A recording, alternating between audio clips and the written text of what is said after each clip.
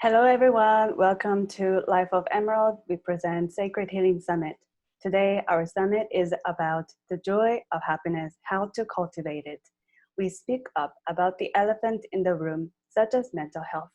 We're starting a hashtag movement, 30-day happiness. Stay tuned to find out more. Now, we have 6 panelists, including myself. Our first panelist, her name is Nina Shirak.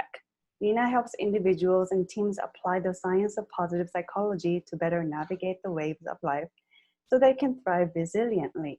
She is a professional certified corporate resilience master teacher, worksite wellness leader, licensed behavioral change educator, and coach certified applied positive psychology practitioner. Our second panelist is Colin Thompson. Colin, a Canadian-born Jamaican, is a founder and CEO of Oligay Enterprises in Shanghai, a business consulting company focused on coaching, training, and blockchain technologies.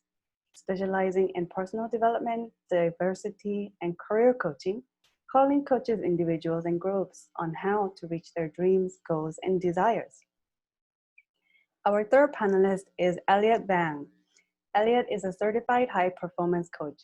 He helps guide people to self-discover new habits and new beliefs so that they can live the life they've always dreamed of or envisioned for themselves. High performance is about reaching heightened and sustained levels of performance over the long term. Our fourth panelist is Wallace Collins. Wally is an international headlining comedian, actor, YouTuber, producer, musician, and author. He was the first African American to have his own show in Comedy Central. His book, The You Never Know, Book of Encouragement, is designed to inspire people to go for any of their dreams, goals, and desires.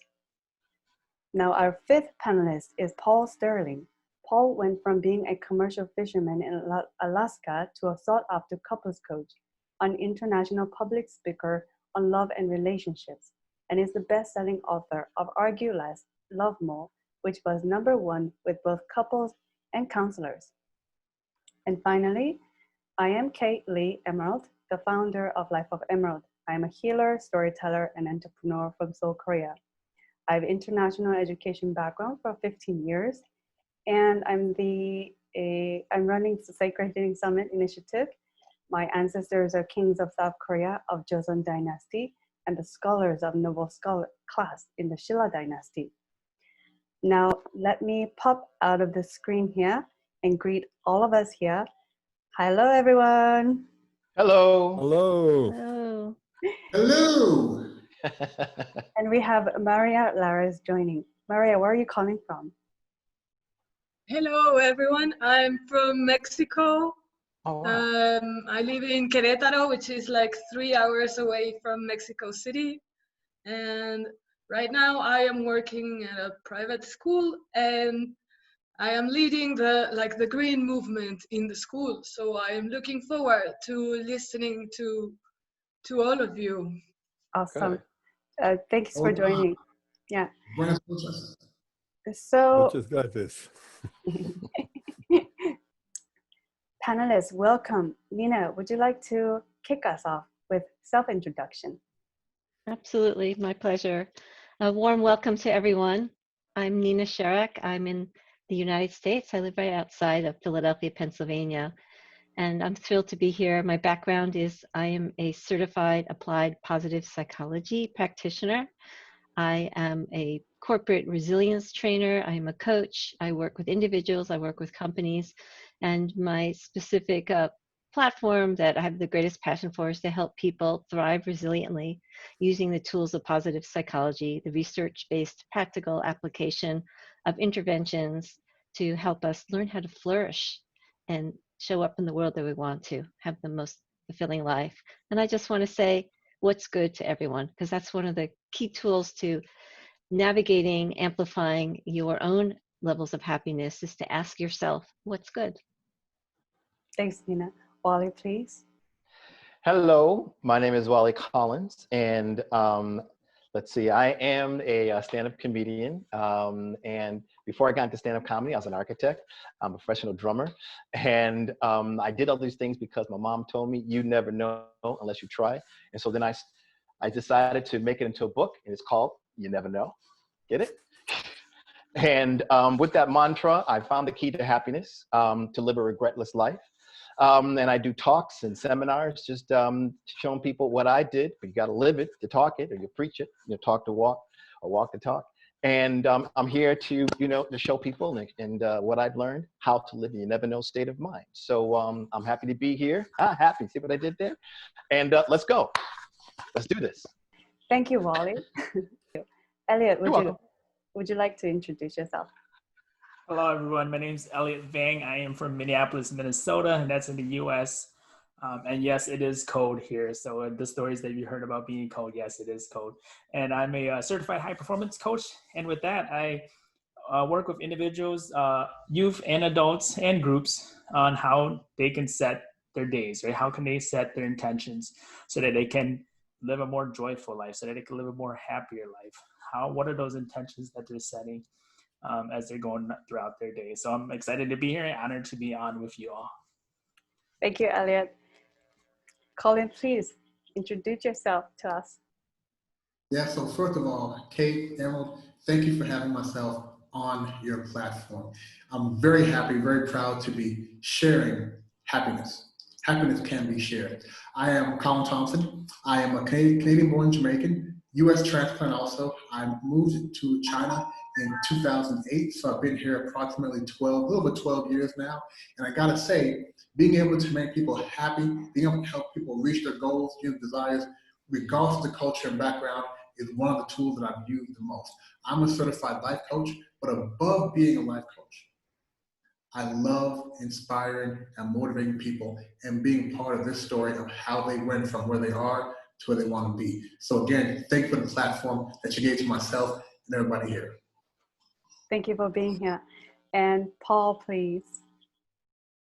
Thank you. I am Paul Sterling. I am the author of Argue Less, Love More. And I was once told that every master started out as a disaster. So I was a relationship disaster. And luckily I bumped into people like Tony Robbins and Robert Kiyosaki and Marshall Thurber and Byron Katie. And I learned from them. I became a mentor myself, and I've taught in prison. But what I love to do is I work with couples, especially successful, committed couples that are struggling to get along, to help bring back good communication. Because the quality of your life is based on the quality of your relationships. And when they fall apart, life falls apart. So I help people have those flourish. And I love, Kate, what you're doing, because happiness is one of the most important things. Right. Right. He's right. Definitely.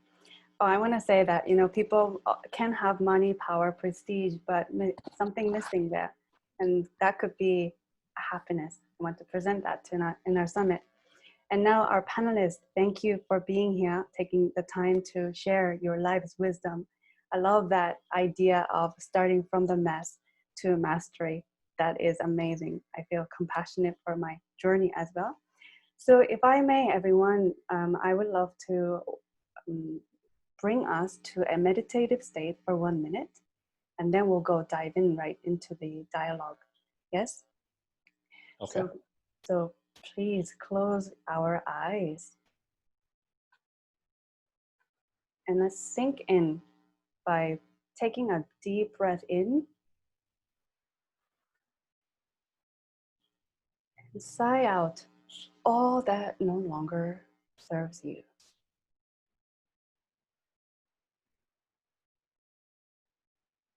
And please take a breath in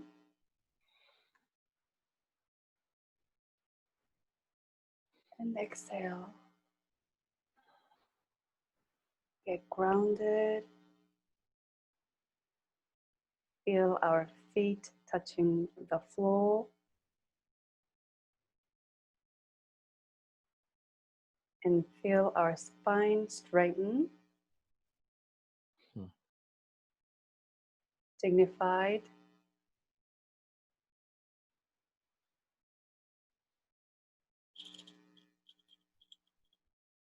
And centered. When you're ready, please open our eyes. All right, happiness. Panelists, I'm going to ask you a few questions and feel free to share your life's wisdom and knowledge that you've acquired thus far. And so, what does happiness mean for you? And can happiness be learned? Could we start off with Nina, please? Absolutely. Well, happiness means to me some different things. In my first journey, I thought happiness was trying to have as much positive experiences as possible. And I've learned as I become more involved in my studies and certification of positive psychology that really actually pursuing only just positive experiences really takes us away from the full experience of life. And I've come to see it more as flourishing. It's actually, instead of pursuing happiness, pursuing flourishing, pursuing the full human experience. And there's three main pathways that positive psychology considers that we look at what we call happiness, or the ability to flourish and have the full human experience of meaning and satisfaction.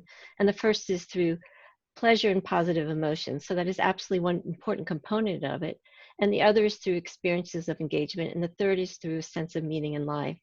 And all of these are part of what makes life worth living. Thank you for that. Wally, what do you think? Oh man, happiness is so important. Happiness is in what I call the you never know state of mind. It's in the try. It's in the journey.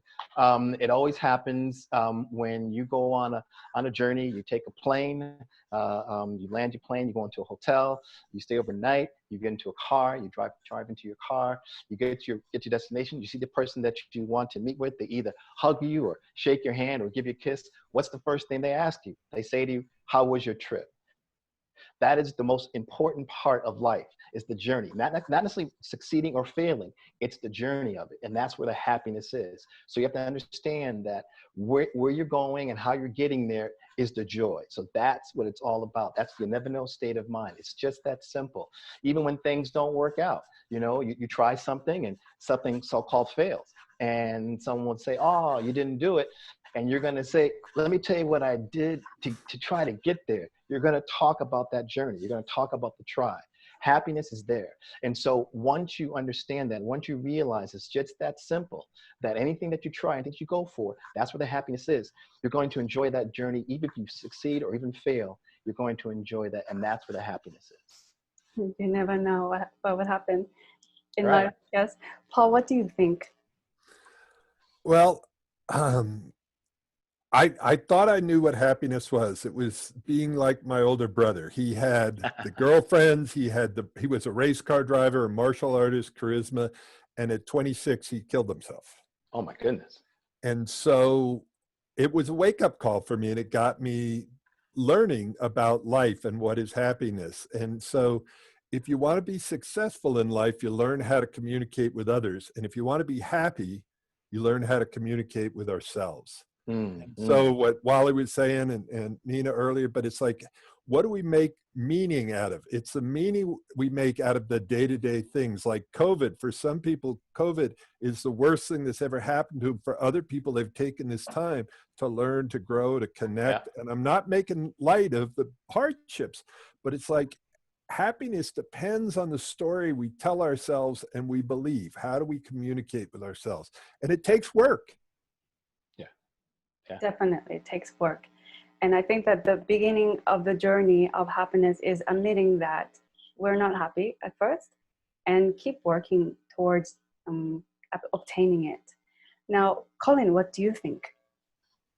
Yeah, so I think first of all, happiness can be learned. It goes back to what Nina was saying about the two types of happiness, part being the eudaimonia, which is the fulfilling life side, versus the hedonic side, which is having happy moments. So happiness can be learned, but it doesn't mean you can reach it. You can learn how to do it, it doesn't mean you can actually do it. I gotta say that to me, happiness is just really peace and freedom from self-imposed baggage. I found that when I look in the mirror and the first thing I do is give myself a compliment, I just feel free. And happiness takes a tremendous, I would say, level of pressure off your shoulders. So happiness to me is peace and freedom from self-imposed baggage. Lovely. And Elliot, what do you think? Yeah, I agree with Colin there, where happiness can be learned, right? It's not something that you're just given or something that you're born with, right? It's something that can be learned. And happiness for me is the state of well-being in all areas of your life, right? We hear about people who are crushing their careers, making $1 million, but they're working 80-hour work weeks. But here, their relationships are suffering. Their health and wellness is suffering. So it's encompassing all of that, right? Your career, your health and wellness, your friendship, family and friends, and making sure that you're investing and massaging those different areas of your life to encompass that whole happiness. So it's a holistic approach for me. Thanks for that, Elliot, and everyone for sharing your perspective on what happiness is. I can hear the wisdom of the happiness that led you to life's journey. And so we would like to share with our audience, what's your personal story of the pursuit to happiness? Could Nina start with us? Thank you so much. I just want to say that we are generating the experience of positive emotions and happiness just by having this conversation, by joining together and focusing on a positive topic and then interacting with each other. We're having some of the really important components of what makes life feel flourishing, what makes us happy, and human interaction is such an important part. And I will definitely cover that later. But for me, my story is I actually was a wellness professional. I started in that field. That's, got my master's degree in physiology and health promotion and started working in that field in corporations, and was able to teach people how to reduce stress and how to stop smoking and how to exercise more. I have a license as a health educator. I love all this stuff. And I realized this isn't making people's lives more meaningful. They're not having more fun. They're not experiencing more joy and enrichment. They're not able to cope with the ups and downs of life. And I felt very disillusioned by it. Here's all the stuff that we say is good for us, right? Eat well and manage stress, et cetera, et cetera, et cetera.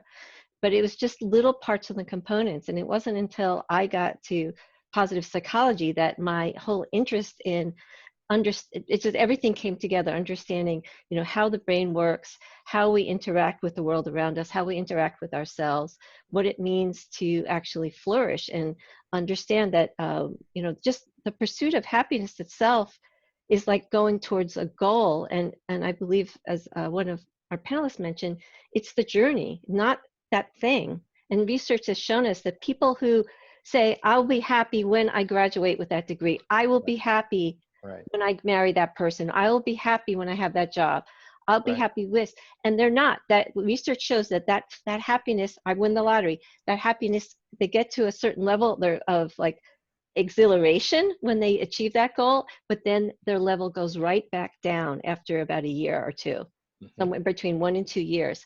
And because what it is that we have the capability ourselves to keep our levels of positivity up. So we can take that bounce in life. I always talk about using skills, and everyone's mentioned some of the really important skills, and there's certainly more, so that we can keep our levels of positivity high, because life is going to have ups and downs. It's inevitable. And if we just search for life, I only want the ups, we're going to be missing the whole richness of life, the whole incredible experience of being a human. So we manage that, keeping our positivity up so we can take the bounce. And so, yeah, you made a great point here, Nina. Do you think that embracing sadness, fear, anger, all of this emotion contributes to happiness? Yes, emotion, there is not a bad emotion. Emotions are just information. I was actually just thinking today, we are just emotions on legs. That's what we are as humans. But emotions aren't good or bad if you realize that they're information. If you feel sad, that's a beautiful emotion, and you know how to work with it. If you understand, sadness means I feel that like I lost something of value. If I feel anger, that means that I feel that someone has wronged me, or someone has done something unfair to you. I feel anger. And understanding that emotions are information calling us to take an action or to do something. So sadness is calling us to mourn, right? or to come to, some kind of acceptance about a loss. And that when you start understanding that and realizing you can work with your emotions, you're not trying to fight them, right? Then you have more of a full, rich life, a full experience of life. And you're able to embrace the happiness and understand that that sadness makes the happiness even more beautiful. Like we wouldn't, without the contrast, we wouldn't understand the beauty, and we wouldn't be able to savor the happiness without being able to work with it. So the key is with those negative emotions. It's like, I'm not saying good or bad. The key is to understand how to work with them so we don't get stuck. And when we get stuck, that's when anxiety happens. That's when sadness happens, and we can't move past that sadness. We can't move past that worry.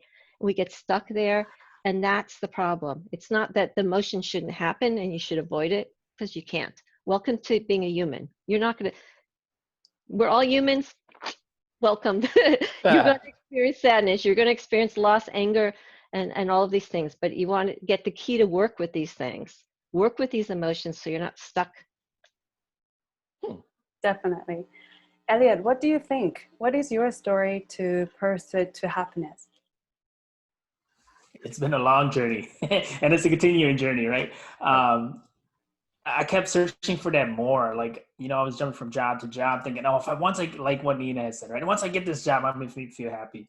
I will get it. And like, no, I'm not happy. Okay, maybe the next step, right? Next job, next career. And no, I'm still not happy, right? And what was it for me was that judgment piece, right? I kept judging myself and comparing myself to others. And I was like, oh, so-and-so is doing this. Like, oh, I'm going to do that too. And I would pursue it and be like, no, that's not what makes me happy. That's not who I am. Right. And I kept fighting becoming an educator. And once I became an educator, I'm like, yes, this is totally it.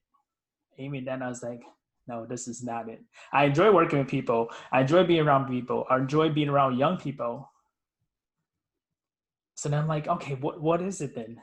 And now it's me internalizing it and not judging on others, not judging others, and giving others that grace, giving myself that grace of, oh, I need to be further along than where I am now. Right? And it's like, no, this is my story. This is my journey. This is my perspective. Giving myself grace, giving others grace, and learning and being curious about, oh, why is so-and-so struggling with that? Why is so-and-so going through that challenge? And being curious and finding out, and just going down that road of, we're not alone in this. These struggles and challenges that others are going through, we are going through it together as well. Right? So it's again, being around that community, having the community, what Nina shared, right? Just being around others. We are human beings. We are a social people, and we need to build that community around us. So again, my journey has been not having that judgment and not having that comparison piece has given myself more of that happiness, more of that grace to where I am now. Yeah, thanks for that, Elliot.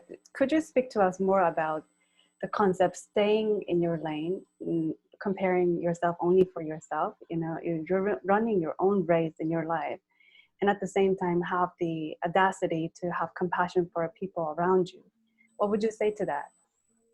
It goes back to, we are such a global community. There's 7.9 billion people in this world, and there's only one of us, right? So I can't say, oh, I'm comparing myself to Wally, I'm comparing myself to Colin, I'm comparing myself to Nina, because then once that focus is on them, then I lose that focus on myself. So it's coming back to that self-talk, that self-awareness, so that I can put the focus back on me and myself, so that I can continue with the track that I'm on. Awesome. Colin, what do you think? And what is your journey towards happiness has been for you? Let me first tell you, the whole question, what is the story of the pursuit of happiness? I gotta tell you, stop trying to pursue happiness. Stop trying to pursue happiness. Because to me, pursuing something, you see something on the horizon, you're always trying to find it, you're always trying to get it. Freak that, okay? Be mindful of the moment you're in now. How can you be happy with what you have? And it goes back to what Elliot was saying, comparing yourself to people. Look, the first thing you have to do is be grateful. Be grateful for what you have. be very, very grateful for what you have, because you have a lot. Look at what you have, whether it be physical, mental. If you want to, it could be based on wealth, your job, whatever. Be grateful for what you have. That's the very first step, because if you're grateful, it's hard to be grateful and wanting at the same time. So be grateful first of all. And then I'm going to tell you, guard your happiness with a shotgun. I'll tell you what I mean by that. You have to make sure you avoid negative people and situations. There are some people, you talk to them in the morning, the first thing they say is, hey, how are you? And it forces you to say, hey, I'm great. There's some folks you say, ugh, right? And it pulls you down. You gotta know, negative comments beat you down, happy comments takes many more to bring you back up. Right. So you have to guard your happiness and be very selfish with that. Very selfish. If you have friends who you know are negative, put them off to the side.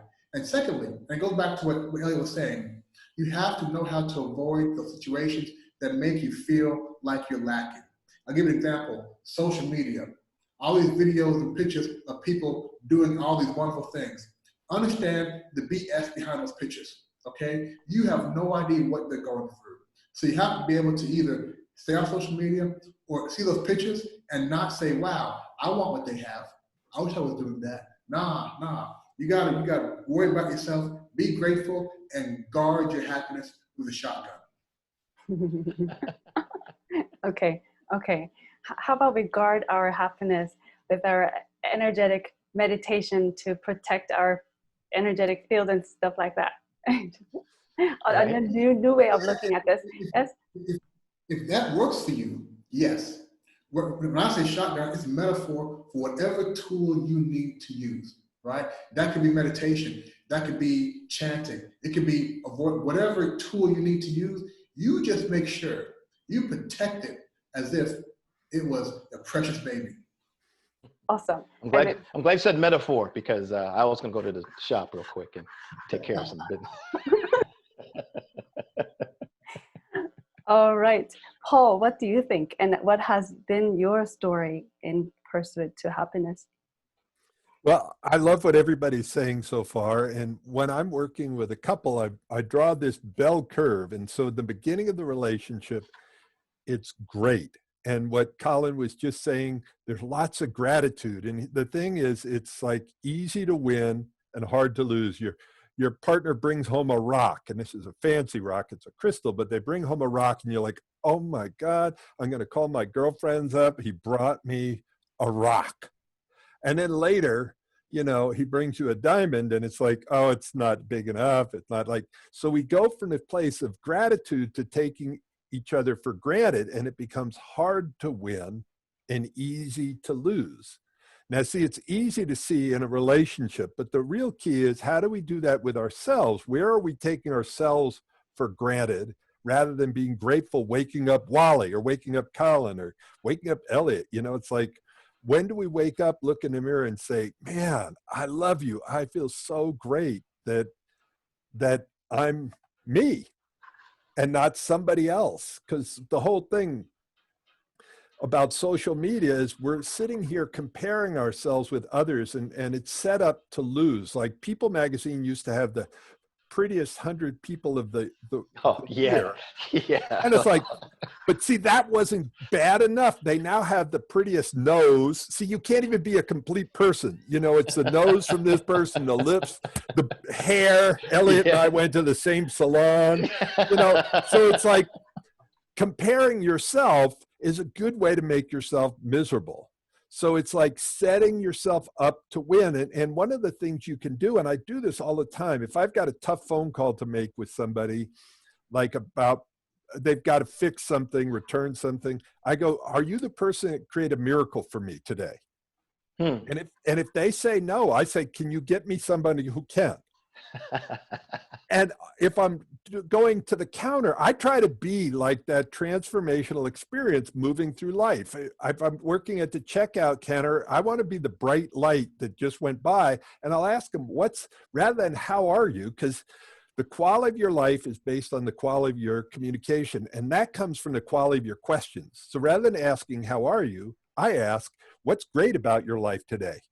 What could be even better? So I set their mind like the Google search to what's great. And if I look at that in a relationship and talk what's great about our relationship today, why do I love today? Like my answering machine says, it's a great day to be alive. So it's like shifting our gears and making it easy to win and hard to lose.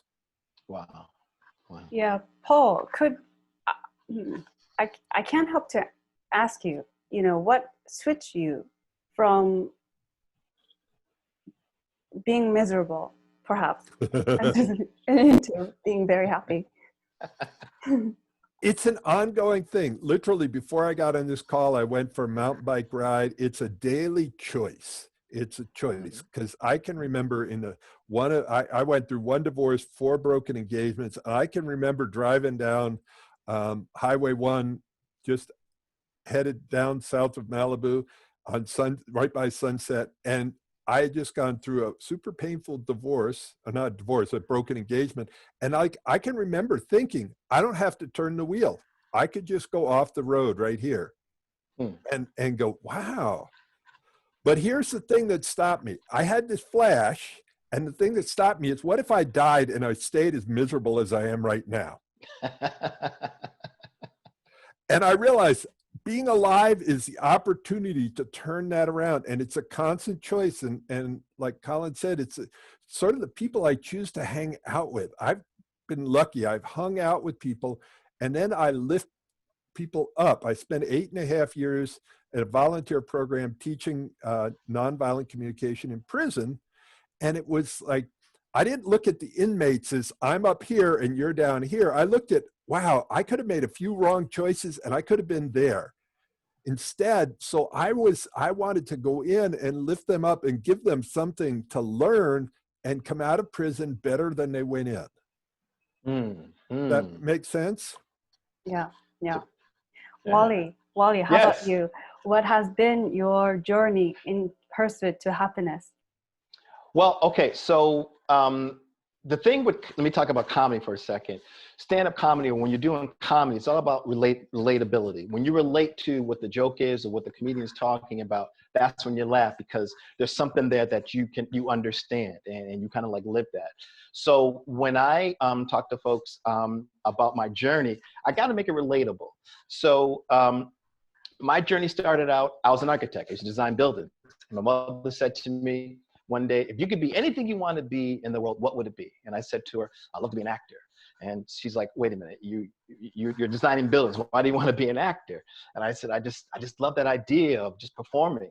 And she says, well, why aren't you doing that? And I said, well, I come from a small town, a city called Springfield, Massachusetts. And, no one famous ever came from there. And she gave me 3 words. She said, you never know. And it kind of threw me back a second there. And I was like, really? And she's like, yeah, how? You never know unless you try that. And now this is my mother saying this to me.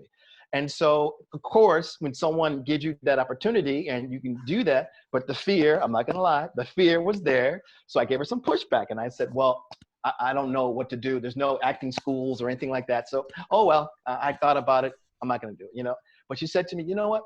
You're a funny guy. Try stand-up comedy. And then maybe you can parlay that into an acting career. So I gave her pushback, but she kind of like manipulated that and pushed it right back at me and says, there's an opportunity. You never know. So, you know what? I kind of wanted to prove her wrong, so to speak, So I went to a comedy night at a place called the Hot L Warren. The reason why it's called the Hot L Warren, because the E fell off. It used to be called the Hotel Warren, but the E fell off. And so they called it the Hot L Warren and they kept it as that. I'm not kidding you. So I went in there, I had 10 minutes prepared. I did my 10 minutes in 3 minutes. So I had 2 minutes because I had supposed to have a 5-minute slot. So I did my 2 minutes and I had 2 minutes left and I had no jokes. I was just trying to think of something and it was the most horrible time. Those 2 minutes felt like a week. And I could hear people like inhaling. I could hear the little stir and the ice tinkling around it. And I'm like, oh my God, I'm bombing. So my 2 minutes was up and I was running to my car and the manager, the booker said, where you going? And I said, well, I tried it. It didn't work. And he said to me, you know what? You have good stage presence. You have to learn how to do comedy. You have to learn how to write. You have to learn your character. And he put $5 in my hand. And that told me right there, I'm onto something. So I took that $5 and to remind myself, you know what? My mother said, you never know. Let me go further with this. So I kept doing things. You never know. You never know. And so I started working in New England, and I started working in other states and other cities, and I built up an act. Then I started working in Boston, Massachusetts, and then I got a manager and I got an agent. And, you know, and I did all these things because in the back of my mind, my mother's saying, you never know, you never know. They kept going, they kept going. So then I got my own show on Comedy Central here in America. I was the first African-American of his own show. And then I kept going, and I started acting. I'm in film, I'm in commercials, you know, and then I realized, you know what, I'm happy. And I realized that I should share my happiness. So I started a website, and like I said, I took those 3 words, you never know, and put it into 1 word, you never know. And the website was to encourage people to go for their dream, goals, and desires. So, and also to have other people encourage other people. And each week I would use a blog. Every Monday I would have a blog to kind of like encourage people, to give them something to jump off, you know, like to catapult them into a situation or whatever. Just encouragement, to encourage them. And I did like 100 or so of those. And I said, you know what, this would be a really great book. And so let me tell you something about my book. I hate reading. So I wrote the book for someone who hates reading. So I put all the words on the right side. So when you open the book, there's no words there, but the words are right there. There's an encouragement waiting for you right there. So I realized that this is fun. I'm happy, and I got to share this happiness with other people. And so I figured with my book, and the book is like your friend that you can take anywhere with you. If you have any doubts, any confusions or anything like that, your buddy is going to help you get through. It's going to encourage you through, because you're in the state of mind of you never know, you can do it. Thank you for that, Wally. You're welcome. For our audience listening in, perhaps Yes. they're not happy. What is one statement you would tell them starting with, you never know blank? Could you fill that in? All right. You never know. Like my mother said, you never know unless you try. Now, try is something very, very simple. And I'm trying to stress that. It doesn't have to be something great. You don't have to try to, you know, want to be an airline pilot, or, you know, it doesn't have to be that big of a goal. It could be something like, you know, something different, like put your watch on your other wrist. That's going to change your state of mind. That's going to change your routine. You're going to do things differently. When your routine of going to work, a lot of people, they go to work, they take a right, you know, to get to the car, or they get, yeah, there you go. Exactly. So when you change your routine, it's going to change your state of mind, and you're going to realize and notice things differently. Like, oh, I didn't realize that was there. That's very interesting. You know, in my book, I tried it. Instead of me going to the right to the subway, I took a left, and so to speak, the long way to the subway. And I didn't realize that there was a playground, a kid's playground, you know, and I hear kids playing. And then I was walking, and I could smell just chocolate chip cookies, my favorite. And then I realized there's a bakery that has chocolate chip cookies, my favorite. So now it's my favorite bakery. But I kept going, taking the right turn, and I was missing all of that. So that's what it's all about. Take the left turn, switch things up, key to happiness. Awesome. I've tried this. Now, All right. Our panelists, we would like to provide our audience one practical tool that you recommend our audience can try right away, such as, you know, changing the direction where you watch, where you wear the watch. So could we hear from Nina? What do you think? Well, I want to tell you that there's actually a book called The How of Happiness by a positive psychology researcher, and she's actually identified 12 exercises that help enhance happiness. So I'm not going to tell you all 12, but I really can't walk away without just highlighting these 4 things that you can actually bring into your life, and that everyone has already touched upon already. The first thing is that when I mentioned earlier that people seek happiness as a certain goal, and that's not exactly what's going to bring you happiness, but what it will is something called MMP, which are called micro moments of positivity. And people who report more satisfaction, fulfillment, and happiness in their lives, they do something which is called prioritized positivity. And what that means is they actually build into every day of their life these micro moments of positivity. And what that could be is something that just makes you feel good. It increases your dopamine, your serotonin, your oxytocin. That could be petting a pet, you know, petting a dog or a cat. It could be calling a loved one. It could be listening to music, doing a hobby. But people who report higher levels of happiness, they plan that into their day, at least to have at least 1 or 2 micro moments of positivity. So prioritizing positivity is one. The other, which we heard everyone talk about that I can't not mention, is social support. And that when research has looked at what separates happy people from unhappy people, the number one component is that people have at least one person in their life that they can confide in, one close friend. And that is such an important thing to build up high quality relationships. And I love just hearing Paul talk about the importance of relationships. And also he brought up what's called the hedonic treadmill, which and I know that you guys have heard this before, but you know, things that give us fulfillment and satisfaction and happiness, sometimes we lose touch with understanding how good they make us feel. And there are things that help us get off that hedonic treadmill, especially in relationships. And you guys have hit on it, and gratitude is one of them. And gratitude is such an important thing to bring into your life.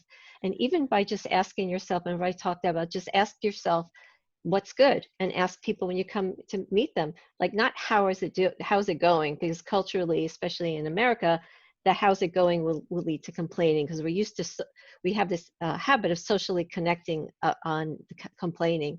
But if you say what's good in your life, and not only that, but what did you do to contribute to that? So in other words, also building that self-efficacy and enabling people to understand they're applying their personal strengths to affect their experience of the world. So, and gratitude is not something that you want quantity of. That's not the key in gratitude, is like name 100 things you're grateful for. But going into savoring, and actually it's more about the depth of gratitude. So why I'm so appreciative that Kate put this together, because I get to hear all these different life stories, and I really enjoy hearing everyone's perspective and things that people are bringing into the world to uplift other humans. And, you know, so in other words, it's just savoring and getting deeper into the why of it. So that, you know, those are just the things I wanted to just highlight, is that it's the relationships. It's absolutely prioritizing positivity in your day, simple micro moments of positivity, and identifying what's good and your contribution to it. So those are just simplest things, but I can't leave you without at least giving you those. Thank you for such a care for our audience, and thank you for being here, Nina and Wally, Paul, Colin, and Elliot. Thank you. And Paul, what do you think? Yeah, Paul, what do you think? What is one practical phone? A tool, sorry. Well, the difference between rich and poor is someone who's rich has enough to give away, and someone who's poor doesn't. And there's people with very little money that are very rich, and there's people with a lot of money that are very poor. And so what makes me feel good is to have enough to give somebody, to make a difference. You know, I sent $300. There's an orphanage in Africa I have been supporting for, supporting, that's an overstatement, contributing to for years. And like when they sent me back a video, you know, and singing and saying thank you, it's like, wow, what an investment in like happiness, you know? And so it's like, do you have enough to give away, to make a difference in other people's lives? Because right now we're getting pretty selfish on the planet. It's all about me, and look at me, and social media and all that. And it's like, it's not very gratifying. But if you feel powerful, I made a difference, like that starfish story. You throw that one starfish back in the ocean, most of you heard it. I made a difference for that one. And then there's something that happens. That's the kind of person I am. I'm the kind of person that makes a difference for people. Would you be the kind of person you would want to meet on the street? Or would you be someone you don't want to meet? So it's like, that's it. Looking at how can you contribute? How can you make a difference today? And like Wally, making people smile. You know, that's a daily thing. And here comes a virtual hug. Hold still. There it is. I want to join it. All right. Group, that was also virtual. A headbutt. All right, Colin, do you have one practical tool for all of us to implement? Yeah, so I'm going to piggyback on Nina's way of answering. I can't leave here giving this one tip. Okay, so I have 3 tips, and let me say my tips are not based on science. So you will not find me online, but they are based on everyday common sense and my experience and how I coach my clients. The first one is what I talked about earlier, really practicing what I call mirror happiness. For some reason, most people, when they look in the mirror, the first thing they do is criticize themselves. Look at something negative. I'm too this, I'm too that. But it's funny, when people look at other people's pictures, the first thing they do is look at something positive about somebody else. So use that same thing in the mirror. And to follow Wally, don't look complicated. For example, I said to myself, oh, I'm so tall, right? It could be something very simple, but the first thing is recognize something that is positive about yourself. And if you practice that, because you must practice, if you practice that, soon you will be saying, man, I'm so tall, I'm so sexy. You know what? My nose is looks very nosy today, right? It may sound silly, but I call that having mirror happiness, because when you look in the mirror and you see something negative, it automatically takes you down.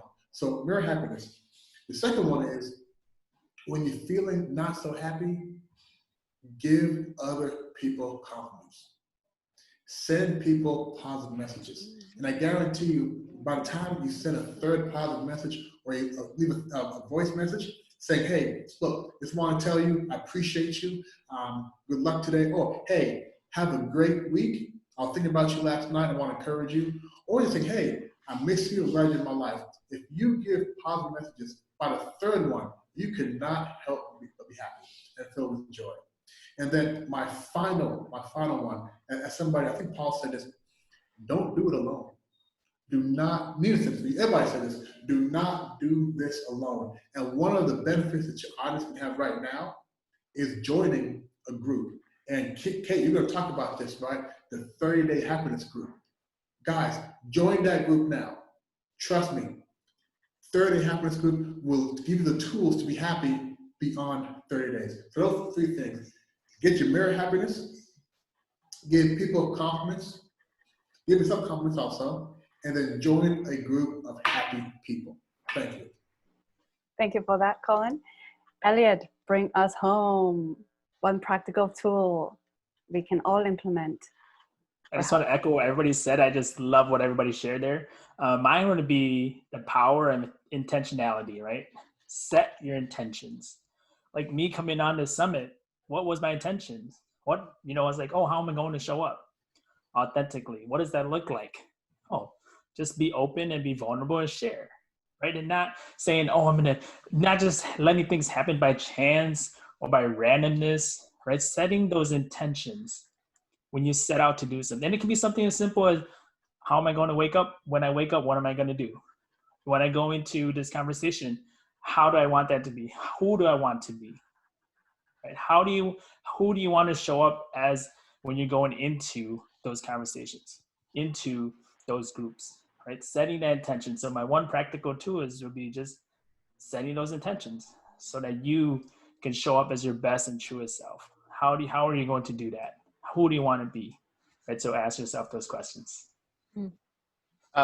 If I may, because Kate, I didn't get a chance to answer. You said to wrap it up. Mine's very short. Yes, Wally. I thought you shared, but yes, please go ahead. Oh, no, I didn't. Okay, please. All right, 30 seconds. So once again, to get into that unimaginal state of mind, I try to keep it as simple as possible. In my book, I talk about take inventory. And taking inventory, and Colin has touched on this too. Taking inventory, I go for the most simplest of things, things that we take for granted.